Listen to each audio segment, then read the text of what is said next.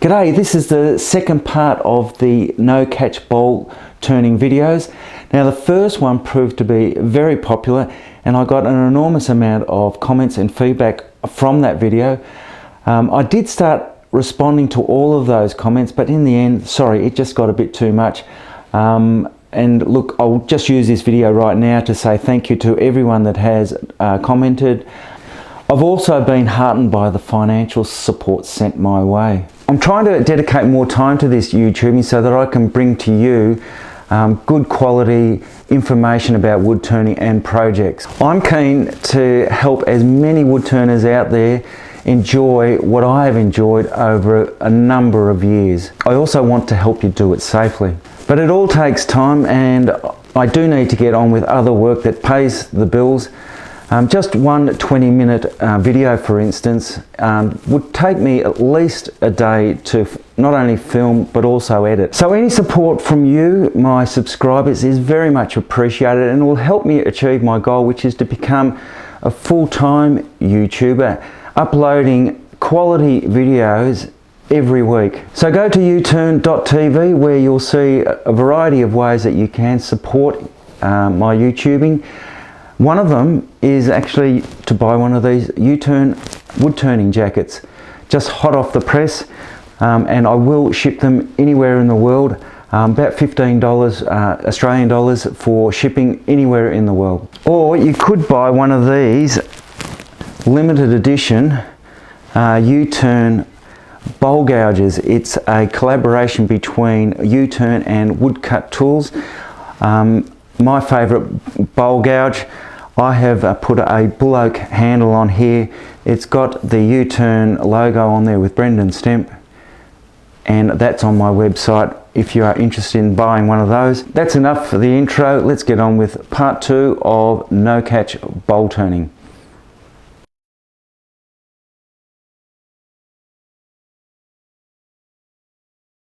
Okay, now we've got the bowl turned around. I've got it mounted in the scroll chuck via that spigot there, some big jaws, and we've got, the spigot is about 1/4 of an inch, perhaps a bit bigger than that, so that's plenty for this size bowl. Here's the drawing. Again, I'm going to have a rather big rim with this decorative bead here, and then we'll hollow out. We've got our hole down the middle here to show us the depth that we need to go to. I'm going to be using a bowl gouge for this. It's the same bowl gouge that I've used for the outside. There it is. It's about a 1/2 inch bowl gouge. And there's a couple of other tools that I'll be using, but predominantly just the bowl gouge. I'm going to slow the lathe down to get the thing started, speed it up until I get the speed that I want. There it is there. And I'm going to start working on the rim first, I'm going to work on this front, or this surface at the front here, just to true this up. And you'll notice the action or the position that I've got the bowl gouge. I can no longer use this technique that I was using to do the outside, to do my roughing cuts, by dropping the handle right down, so I can't use this big cutting edge here. I've got to work almost predominantly right down the bottom of the flute. This is not running through, the face of this wood is not running through at the moment, so I'm just screwing that up right into the middle. There we have it. Now I know that this is probably still not running true. It's still got a bit of a dip in there.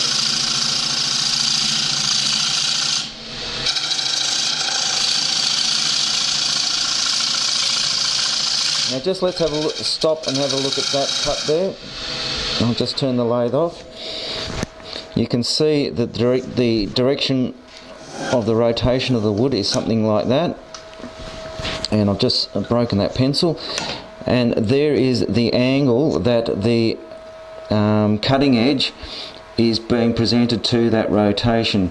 I'll just grab my bigger bowl gouge. There it is there. You can see that by holding the bowl gouge like that, that I am presenting this cutting edge down here at about 45 degrees to that rotation of the wood. That translates to something like this with the real bowl gouge. If I were to put a ruler across there like so, and the ruler is touching this edge and this edge of my bowl gouge, that ruler is making perhaps a 45-degree angle with the floor or with the bed of my lathe.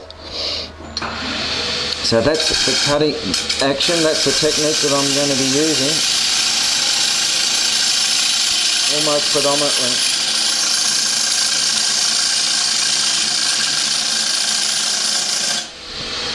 I think I've still got a bit of uneven wood just there, just a little bit, so I'm going to take one more cut.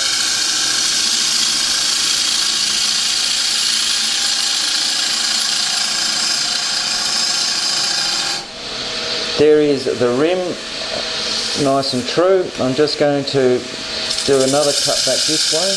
So it's the same cut as that, but coming back the other way. So I just flip the bowl gouge around and coming back there like that gently, just to soften that off and make sure that's true. Now that edge there can be quite sharp, so it doesn't hurt to grab some sandpaper. And I'll just quickly grab a roll of sandpaper here and blunten that off so I don't cut myself on that. And I'm ready now to hollow out the bowl. This is going to be how big my rim is. That's going to be where my bead is, just there. And then I can hollow this out. Now when I'm hollowing out, I'm going to start in the middle, like so. And what I'm going to try and do is make sure that every cut starts at the surface and goes as far as it can go through to the bottom. Now look at the action of the handle. It goes from there through to there, from there through to there. So effectively that handle is travelling through 90 degrees this way. And the reason that is because the curve of this bowl travels through 90 degrees. It starts off there, it finishes there, so it travels through with the curve through that 90 degrees. I've got to do the same with my bowl gouge because I want to get my bevel rubbing. To get the bevel rubbing on the surface, it's got to start there and it's got to finish there. So the bevel is rubbing all the time except for right at the start. Now it's rubbing all the way through. Now with this technique I tend to put my hand over the top of my bowl gouge. I'm going to speed that lathe up just a little bit.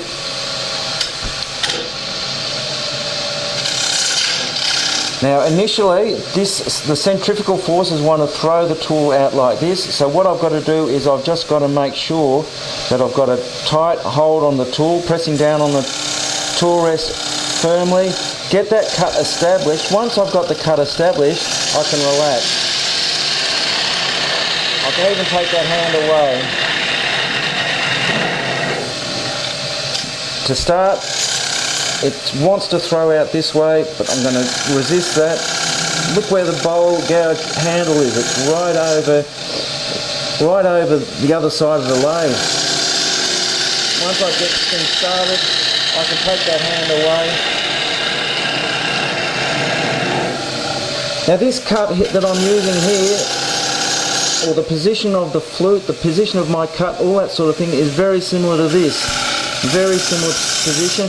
The difference being that now I've actually got to move the handle in a sweeping arc.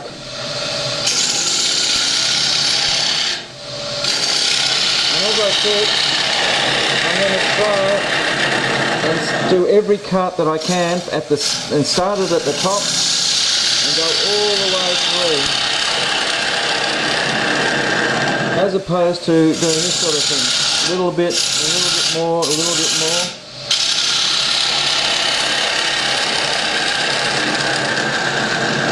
Now because the tool is now, or the tip of the tool is now hanging a long way over the tool rest, this is why we need a long handle. So you'll notice, hopefully, my right hand is right at the back of the tool handle to oppose those forces.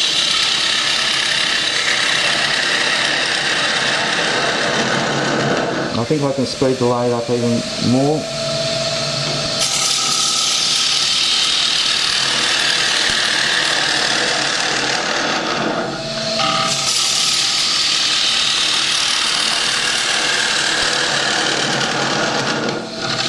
keeping an eye on the hole down the very bottom here, my depth hole, and hopefully by the time I get to the outside rim I'll have got to the bottom of that hole.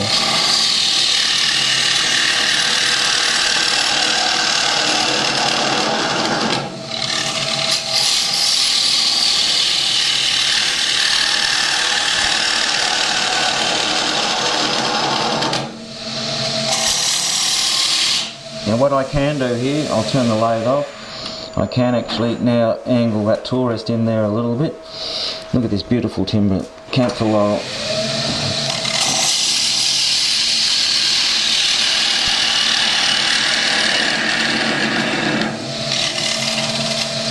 There are curved tool rests that you can buy to do bowls. Now I can see the bottom of my hole there, so what I need to do is I need to take more wood off the side here, and as I'm going down the bowl I need to pull the handle around quickly so that that cut gets smaller towards the bottom.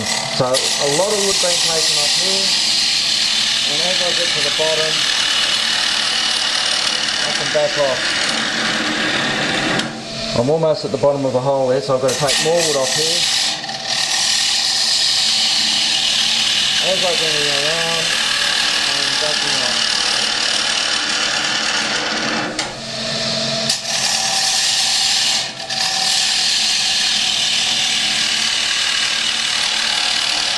What speed am I doing? I'm doing 1100 RPM.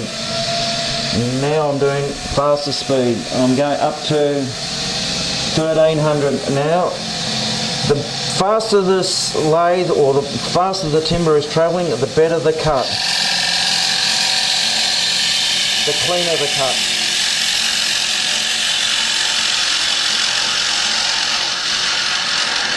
And the easier it is now, you find it much easier.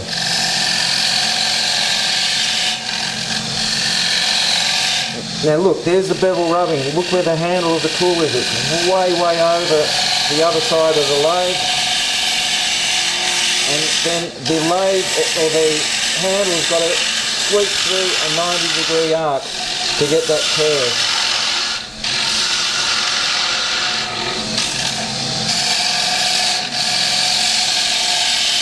A big cut initially and pull the tool handle around quickly so I can back off that cut.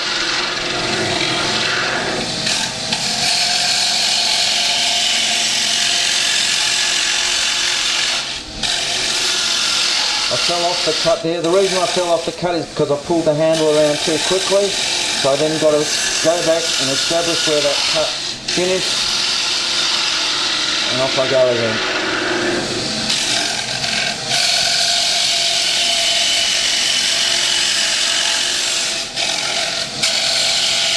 At this point I'm just doing some cuts down to about there. Get this done more. And then this is heading towards one of my final cuts.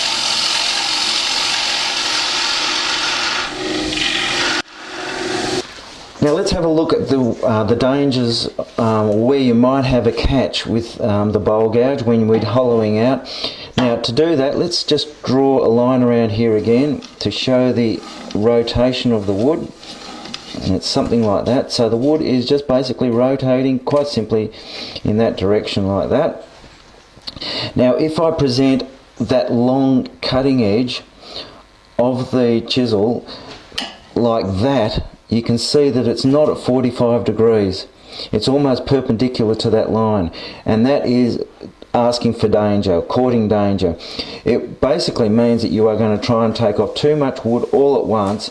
The cutting edge is going to dig into the wood very quickly. You won't be able to hold it. You will roll the tool very quickly because you just aren't ready for it. It'll roll the tool in there like that, and that's when you get a nasty catch. So let's get back into it. Speed the lathe up. Remember, as fast as possible, fast as the wood will allow. Now this is going to be my finishing cut, so I'm taking a smaller cut.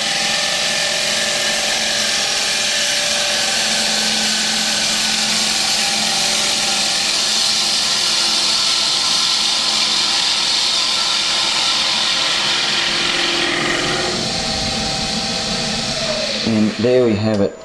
I'm going to run my fingers over there, see if there are any bulges or dips or ridges that I need to get out with this tool. I can feel that it's a bit of a bulge down the bottom. I don't want to take too much wood off the bottom because I don't want to go through the bottom. I've reached the bottom of my hole, but I have added a little extra down there. So just gently, bevel rubbing, gently take a small cut off there. And let's see how that feels. And that's looking good.